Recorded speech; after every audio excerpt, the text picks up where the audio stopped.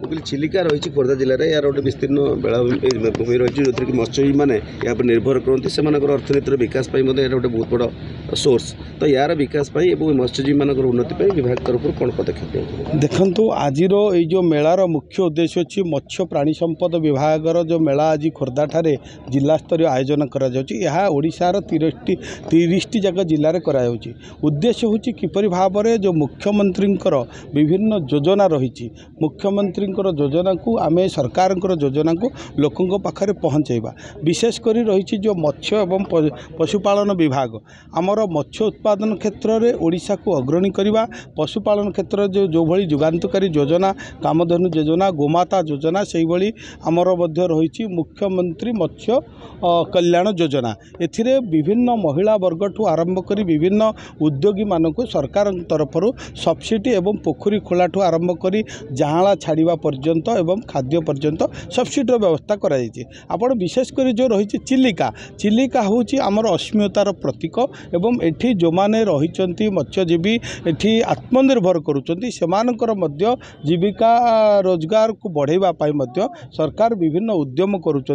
मत्स्यजीवी मान को प्रोत्साहन दि जाऊँगी जो माने मत्स्यजीवी परिवार छात्र छात्री माने जो माने विभिन्न रैंक रखी पास करुँच से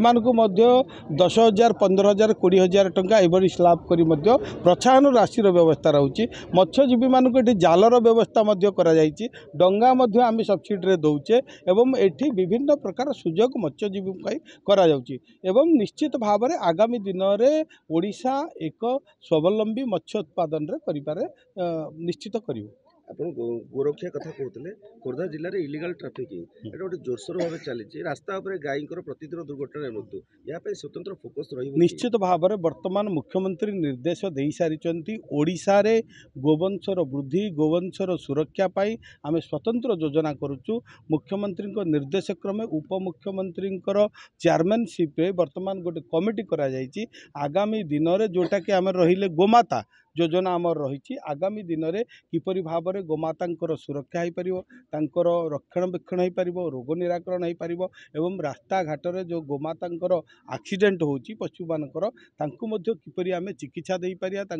रक्षणाबेक्षण कर दिगरे सरकार स्वतंत्र पदक्षेप नौ विशेषकर गोशाला खोलने विभिन्न आग्रही जो मैंने रही 50 ରୁ 52 लाख टंका पर्यंत आम कंस्ट्रक्शन सब्सिडी दौचु एवं गोटे गोमातार खाइबापी आम वर्ष को 20,000 टंका संपूर्ण मागणार देचु तेणु सरकार संपूर्ण भाव में गोमाता हूँ आमर समस्त पूजनीय वंदनीय तेणु तार रक्षा करने जो गोचालन कथा आप पचार गोचालन को किपर भाव में रोकज स्वतंत्र नियम आम आने को जाऊँगी गोचालन को रोकज जो मैंने ए जड़ित रोच विभिन्न जो रही लोक गोचालन करुँच विरुद्ध में कठोर पदक्षेप नापी सरकार योजना कर